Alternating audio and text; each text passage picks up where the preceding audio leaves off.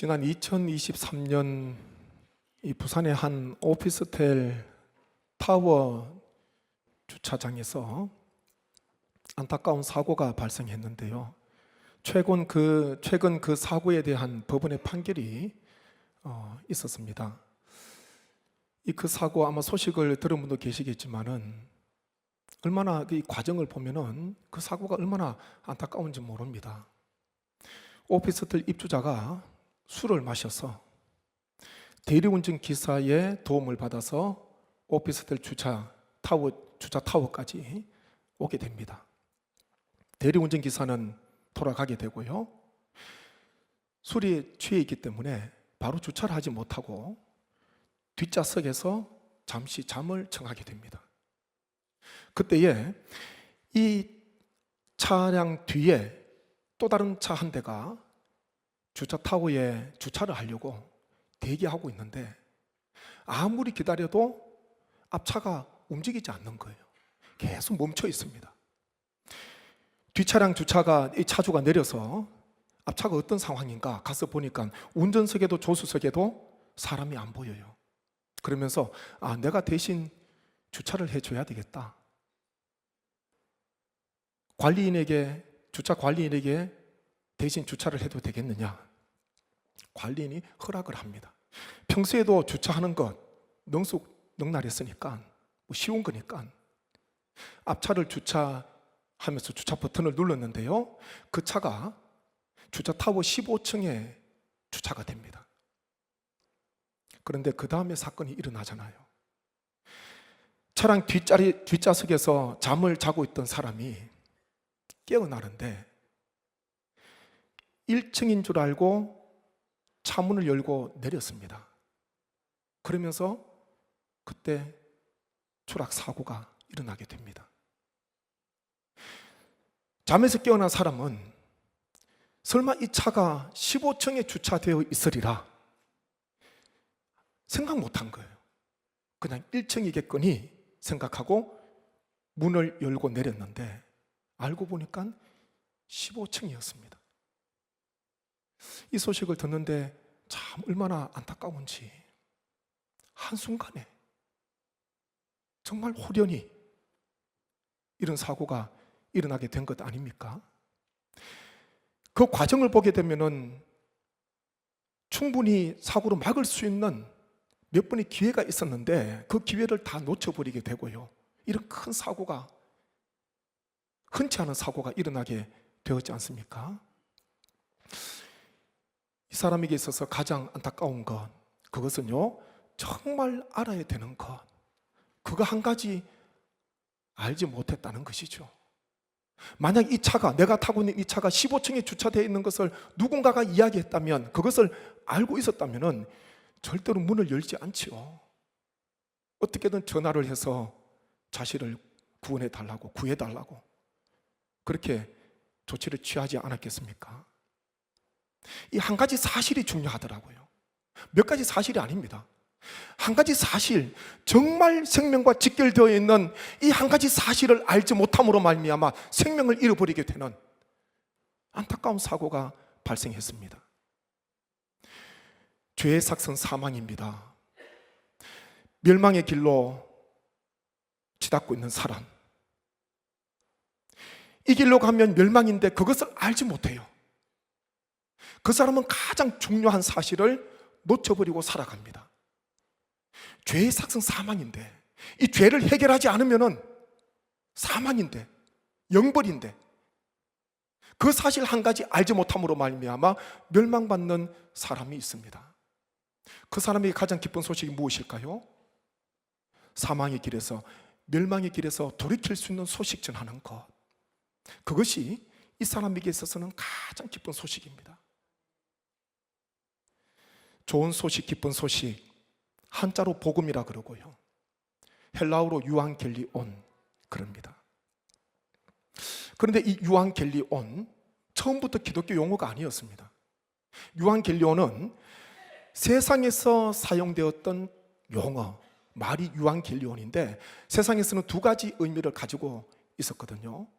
하나는 그리스 시대 때 전쟁의 성정보를 전달하는 그 사람에게 주는 상급, 보상, 그것을 유앙겔리온 그랬습니다. 전쟁에서 이겼다는 소식을 전하는데 얼마나 기쁘겠어요. 그 사람에게 유앙겔리온, 그게 보상이었어요. 그러다가 세월이 점차 흘러가면서 보상과 상급이 아니라 그 사람이 전달하는 기쁜 소식 그 자체를 유앙겔리온이라 그렇게 부르기 시작하거든요. 이게 첫 번째 의미고, 또 하나는 1세기 로마 황제가 다스리던 그때에 황제의 탄생, 황제의 즉위와 관련이 있습니다.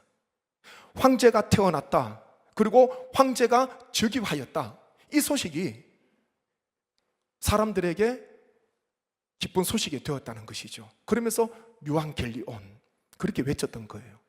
그런데 그 시대에 초대 기독교 전도자들, 이 유앙겔리온을 신앙으로 받아들이게 됩니다. 신앙으로 해석하게 됩니다. 정말 무엇이 기쁜 소식인가? 전쟁에서 이겼다는 소식도 기쁜 소식이요, 황제가 탄생하고 황제가 즉위했다는 소식도 참으로 기쁜 소식이지만은, 정말 기쁜 소식은 다른 데 있어. 정말 기쁜 소식은 이 소식이 아니야. 정말 기쁜 소식은요, 구주 예수님께서 이 땅에 탄생하셨다는 것, 이 땅에 오셨다는 것, 나의 죄를 위해서 십자가 지셨다는 것, 부활하셨다는 것, 이것이 진정한 유앙겔리온, 기쁜 소식이다 선포하기 시작하거든요. 우리는 이 유앙겔리온을 밤에 들에서 양을 치던 목자에게 들려졌던 천사가 전해준 그 말씀을 통해서 확인하게 되는데, 누가복음 말씀에 보면 12장 10절 11절에 그렇게 천사가 이야기합니다. 천사가 이르되 무서워하지 말라, 보라 내가 온 백성에게 미칠 큰 기쁨의 좋은 소식을 너희에게 전하노라. 오늘 다윗의 동네에 너희를 위하여 구주가 나셨으니 곧 그리스도 주시니라. 아멘. 천사가 그 밤에 목자들에게 전해준 소식은요, 온 백성에게 미칠 큰 기쁨의 좋은 소식이다 그렇게 말씀합니다. 예수님께서, 구주 예수님께서 이 땅에 탄생하셨다, 이 땅에 오셨다, 이 소식이요 온 세상 온 사람들에게 미칠 큰 기쁨의 좋은 소식이다 이렇게 전한 거예요. 그러면 예수님께서 오신 게 왜 온 백성에게 미칠, 한 사람도 예외 없이 온 백성에게 미칠 큰 기쁨의 좋은 소식이겠습니까? 그것은요, 모든 사람이 다 죄를 범했기 때문이에요. 모든 사람이 다 죄인이기 때문에 그렇습니다. 모든 사람이 다, 한 사람 예외 없이 다 죄를 범했기 때문에 주님께서 이 땅에 죄를 속하기 위해서 이 땅에 탄생하셨다는 것은 한 사람도 예외 없이 모든 백성에게, 모든 사람들에게 참 기쁨의 좋은 소식이 된 것입니다.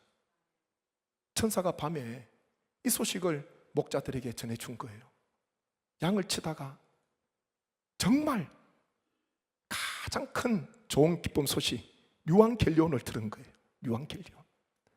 방금 읽은 누가복음 2장 이 말씀의 좋은 소식이요, 큰 기쁨의 좋은 소식, 이게 유앙겔리온이에요. 오늘 말씀에 보게 되면 6절부터 9절 말씀에 6절, 7절, 8절, 9절에 바울이 강조하는, 반복하는 단어가 하나 있습니다. 그것은요, 다른 복음. 9절마다 다른 복음을 기록하고 있습니다. 갈라디아 지역에 세워진 교회들에게 바울이 편지를 보내게 되는데, 편지 서두에 다른 복음을 이야기합니다. 우리가 갈라디아 지역의 교회들 조금 이해할 필요가 있는데, 바울이 바나바와 함께 수리아 안디옥 교회의 파송을 받아서 복음을 전하는 전도자로 떠나지 않습니까? 1차 선교 때 복음을 전했던 지역이, 복음을 중점적으로 전했던 지역이 바로 갈라디아 지역입니다. 바울이 처음 가서 복음을 전했던 지역이에요. 그리고 2차, 3차 때도 바울은 그 어느 지역보다도 갈라디아 지역 교회들을 이따금씩 방문을 했습니다.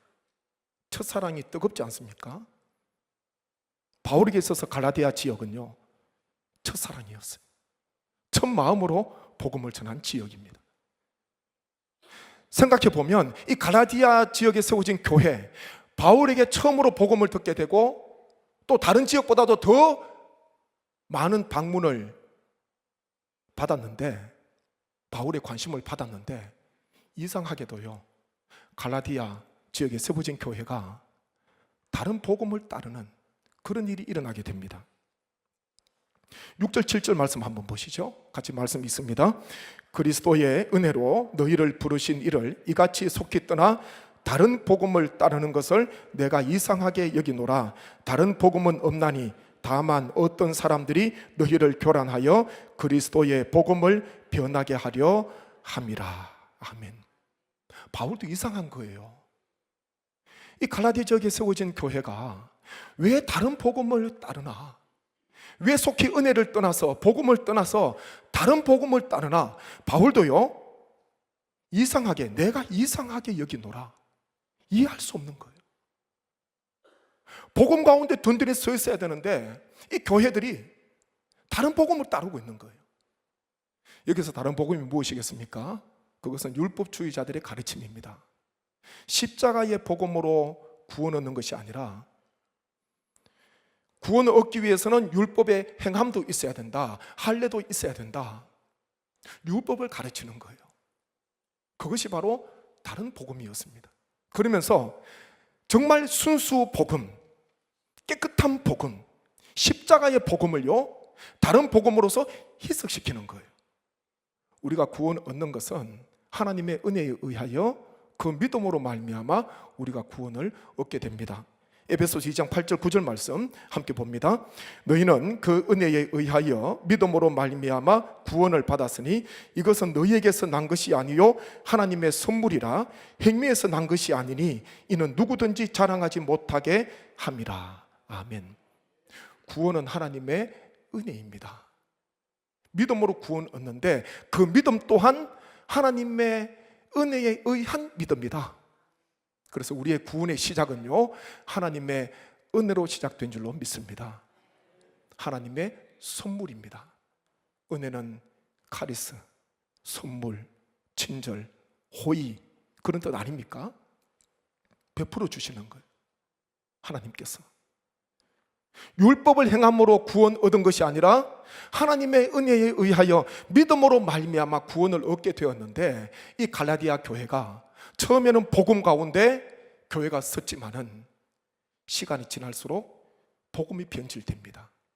다른 복음을 따르게 되는. 바울은요 갈라디아 지역에 있는 교회에 회람의 편지잖아요. 이 갈라디아서는 한 교회뿐만 아니라 갈라디아 지역에 있는 교회들을 위해서 갈라디아서 편지를 보내면서 교회마다 회람을 하는 거예요. 편지 서두에 다른 복음을 이야기하고 있습니다. 이상하다. 가장 중요한 것을 지금 바울이 지적을 하고 있는 것입니다. 읽은 말씀 8절 9절 말씀 한번 보시죠. 함께 봅니다. 8절 9절입니다. 그러나 우리나 혹은 하늘로부터 온 천사라도 우리가 너희에게 전한 복음 외에 다른 복음을 전하면 저주를 받을지어다. 우리가 전에 말하였거니와 내가 지금 다시 말하노니 만일 누구든지 너희가 받은 것 외에 다른 복음을 전하면 저주를 받을지어다. 아멘. 다른 복음 전하면 저주를 받을지어다. 두 번씩이나 강조하고 있습니다. 얼마나 무서운 말씀입니까? 하늘로부터 온 천사라도, 심지어 바울 자신이라도 십자가 예수 그리스도 외에 다른 복음을 전하면, 다른 데 구원이 있다 전하면 저주를 받을지어다. 바울은 이렇게 강조하고 있습니다. 어느 목사님이 설교 중에 그런 말씀을 전하더라고요. 혹 제가 말씀을 전하다가 복음에 반하고 복음에 위배되는 말씀을 할 때는 즉시 저를 강단에서부터 끌어내려야 됩니다. 성도님들이 그렇게 하셔야 됩니다. 그런 말씀을 하시더라고요. 혹 목사님, 혹 온전치 못해서, 생각이 온전치 못해서 변질된 복음, 다른 복음을 전하게 되면, 복음에 위배되는 말씀을 전하게 되면 언제든지 저를 끌어내리십시오. 설교 중단을 시켜주십시오. 스스로 하지 못하니까 교인들에게 요청을 하시더라고요. 저는 그 목사님의 메시지를 들으면서 얼마나 복음 전하는 것이 중요한가, 강단에서 복음을 전하는 것이 얼마나 중요한가, 목사님은 그것을 강조하신 거예요. 올해는 종교개혁이 일어난 지 508주년이 되는 해입니다. 508년 전 1517년 10월 31일 비텐베르크 성 교회 95개 조의 논제, 반박문, 그것을 붙임으로써 종교개혁 불씨가 당겨지지 않습니까? 그 비텐베르크 성 교회 거기는요, 논쟁을 원하게 되면, 토론을 원하게 되면 거기다가 논제를 붙일 수가 있었던 거예요. 그렇기에 루터가 거기에 붙이게 됩니다. 95개 조라는 긴 항목을 가지고. 오늘 바울의 말씀을 빌린다면, 바울의 말을 빌린다면 가톨릭 교회가 그 당시, 종교개혁이 일어날 그 당시 다른 복음을 따랐습니다. 다른 복음으로 인해서 복음이 희석되었습니다. 하나님의 은혜로 예수 그리스도를 믿음으로 죄사함을 얻게 되는데, 가톨릭 교회는요, 그것으로 부족하고 다시 죄사함을 받기 위해서 성지순례나 고해성사, 선행과 고행 등과 같은 것을 실천해야 된다, 행함을 강조합니다. 만약 그렇지 않으면은 나중에 죽어서 바로 천국까지 못하고 천국과 지옥 사이쯤 되는 연옥에 머물면서 그것 다 갚아야 됩니다. 그래야지 천국 갈 수 있습니다. 그것을 강조해요. 이 백성들의 마음이 얼마나 불안하겠습니까? 그러면서 면죄부를 판매합니다. 빨리 갚을 수 있는, 죄사함을 빨리 얻을 수 있는 또 길이 한 가지 있는데, 면죄부를 사면 됩니다. 그 면죄부 판매한 막대한 자금을 가지고 어마어마한 성당을 건축하지 않습니까? 종교개혁이 일어날 그 당시에 가톨릭 교회, 성지순례, 고해성사, 선행, 고행, 면죄부와 같은 다른 복음이 있었습니다. 그것으로 인하여서 참 복음이 희석이 된 거예요. 변질이 되었습니다. 이것 때문에 종교개혁이 일어나게 되었습니다. 같이 한번 따라서 하시죠. 오직 성경, 오직 그리스도, 오직 은혜, 오직 믿음, 오직 하나님께 영광. 아멘. 이 5가지가 종교개혁자들에게 있어서 개혁 정신이었습니다.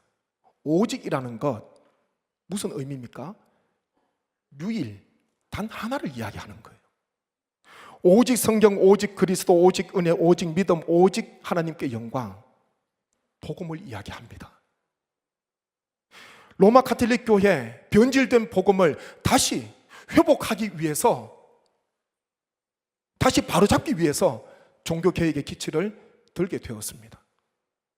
508년이 지난 우리에게 있어서는 어떻습니까? 우리에게 있어서는 혹 다른 복음이 없는가? 나에게 있어서는 다른 복음이 없는가?